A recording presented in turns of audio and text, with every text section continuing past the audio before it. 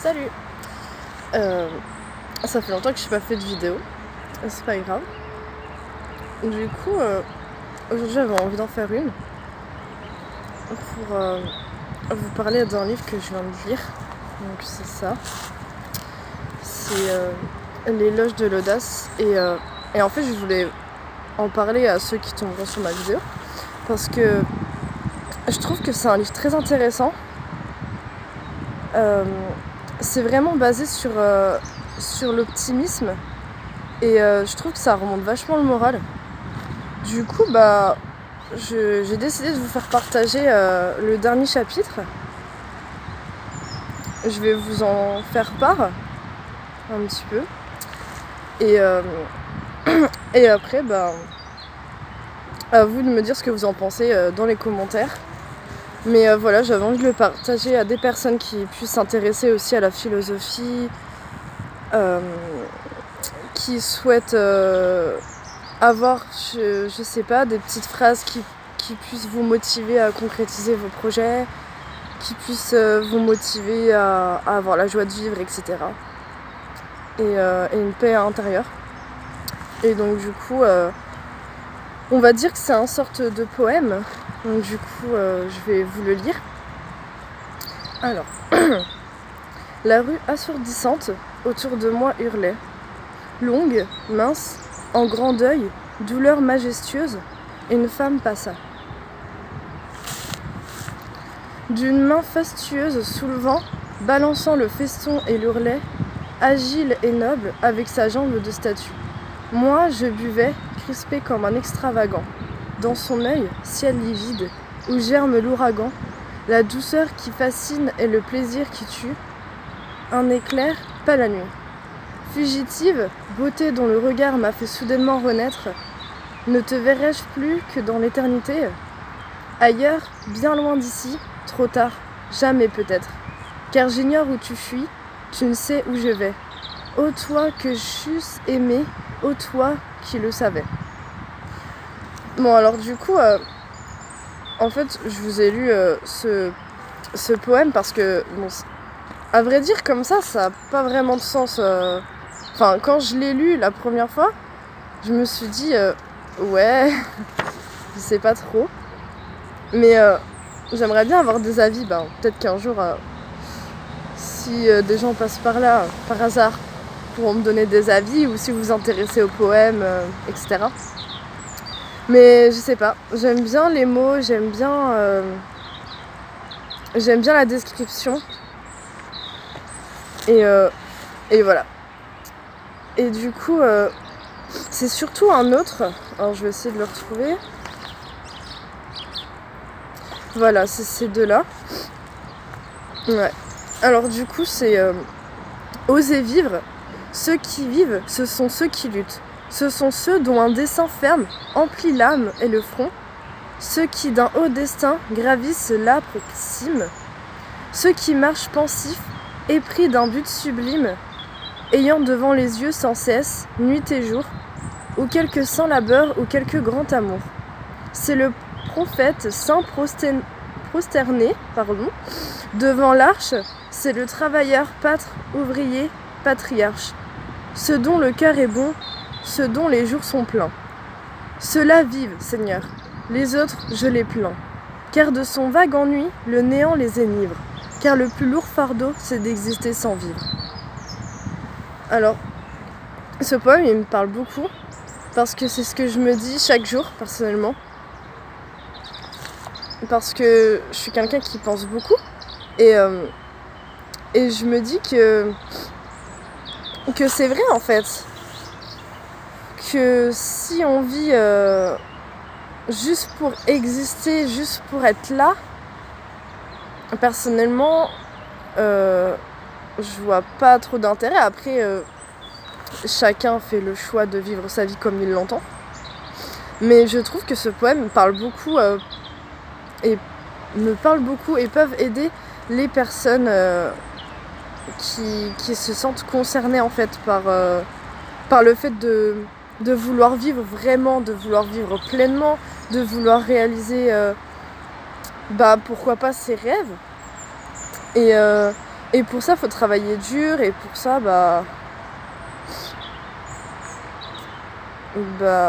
faut être motivé, quoi. En fait, c'est ce que j'ai compris dans ce poème. Après, peut-être que j'ai mal compris, mais voilà, je le trouvais très bon en tout cas. Donc il est assez court celui-là. Et il y en a un autre qui fait à peu près le double, et celui-là, c'est mon préféré. Il meurt lentement, celui qui devient esclave de l'habitude, refaisant tous les jours les mêmes chemins. Celui qui ne change jamais de repère, ne se risque jamais à changer la couleur de ses vêtements, ou qui ne parle jamais à un inconnu. Il meurt lentement, celui qui ne voyage pas, celui qui ne lit pas, celui qui n'écoute pas de musique, celui qui ne sait pas trouver grâce à ses yeux.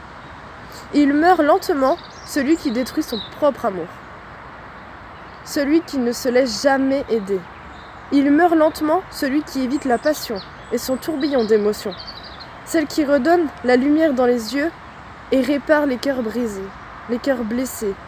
Il meurt lentement, celui qui ne change pas de cap lorsqu'il est malheureux, au travail ou en amour.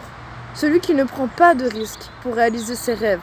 Celui qui, pas une seule fois dans sa vie, n'a fui les conseils sensés.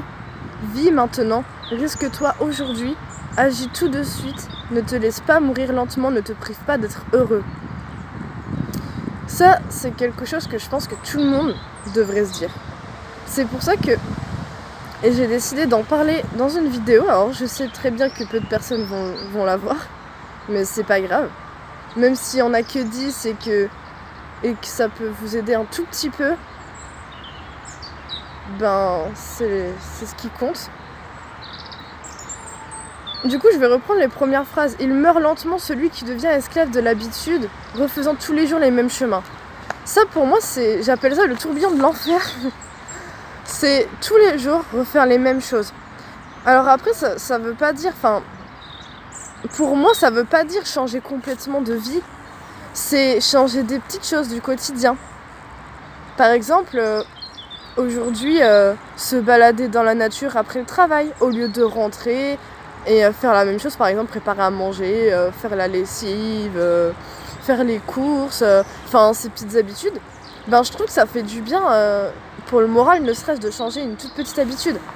De, par exemple, passer par un autre chemin pour rentrer, ou pour aller au travail, ou pour aller voir quelqu'un, ou passer par un chemin, même si ça reste que dans la même ville, de passer par un chemin dans lequel on n'est jamais passé en fait, ça se peut. Parce que même dans une ville, si on est dans une ville assez grande, on n'est pas obligé forcément de tout connaître dans les moindres détails, il y aura toujours des choses à découvrir. Et celui qui ne change jamais de repère ne se risque jamais à changer la couleur de ses vêtements. Ouais, je pense que quand il dit ne jamais changer de couleur de vêtements, prendre ce risque, c'est un petit risque, mais c'est bête à dire, mais il y en a qui met toujours les mêmes couleurs, etc. Pour une fois, par exemple, mettre des couleurs pétantes et voir comment on se sent. On peut se sentir différemment par rapport aux couleurs qu'on porte, changer de style de vêtements, parler à un inconnu. Quand il dit qu'il ne parle jamais à un inconnu, je trouve ça hyper enrichissant de parler à des inconnus, même si c'est pour des rencontres éphémères. C'est des rencontres qui peuvent rester gravées dans notre tête, et quand on se sent mal, on repense à cette rencontre et on se dit « Ah, mais si je continue de poursuivre ma vie comme je l'entends ou que j'essaye, je peux rencontrer de nouvelles personnes qui peuvent être potentiellement de nouvelles rencontres qui peuvent être très très belles. » Alors après, il dit qu'il meurt lentement, celui qui ne voyage pas, celui qui ne lit pas. Après, je me dis, on peut être heureux sans voyager. Moi personnellement j'adore voyager. Après faut pouvoir, j'entends bien qu'il faut de l'argent et tout ça, mais après un voyage ça veut pas forcément dire partir à l'autre bout du monde. Je pense que ça peut être voyager dans son pays déjà, ça peut être voyager dans son continent, ça peut être voyager dans son département, dans sa région, après ça dépend dans quel pays on est si on parle de région et département. Celui qui ne lit pas, ça dépend encore une fois. Bon, après, c'est vrai que lire, ça apporte beaucoup, je pense. Après, on peut s'instruire autrement, on peut s'enrichir autrement. Mais c'est vrai que lire, ça fait partie de l'art, je pense. Et l'art, ça fait partie de la vie, enfin, en tout cas pour moi. Celui qui n'écoute pas de musique, c'est vrai que la musique, ça donne la pêche. Si on écoute de la musique qui est joyeuse et tout. Et ouais, la suite, je suis assez d'accord aussi. Il meurt lentement celui qui détruit son amour-propre, celui qui ne se laisse jamais aider. C'est vrai que je pense qu'il y en a beaucoup qui ont un fort ego et je pense qu'on en a tous un ego. Mais je pense que c'est important de se laisser aider. Ça veut pas dire forcément qu'on est faible, ça veut dire qu'on accepte d'admettre qu'on a besoin d'aide des fois et que c'est pas grave en fait, qu'on a tous besoin des uns des autres et que tout seul on peut pas arriver à tout en fait. On a forcément besoin d'un ne serait-ce que pour demander son chemin, ne serait-ce que pour travailler, on a besoin de quelqu'un qui nous paye, on a besoin de quelqu'un qui nous embauche. Pour les études, on a besoin de professeurs. Pour demander un conseil ou une information, un renseignement quelconque, on a besoin d'une personne. Donc accepter de se faire aider, c'est accepter d'avancer, je pense. Et accepter déjà de s'ouvrir à l'autre. D'oser demander de l'aide et de mettre son ego de côté et de se dire bon ok, cette fois-ci j'ai besoin d'aider et c'est ok en fait. C'est pas grave de demander de l'aide.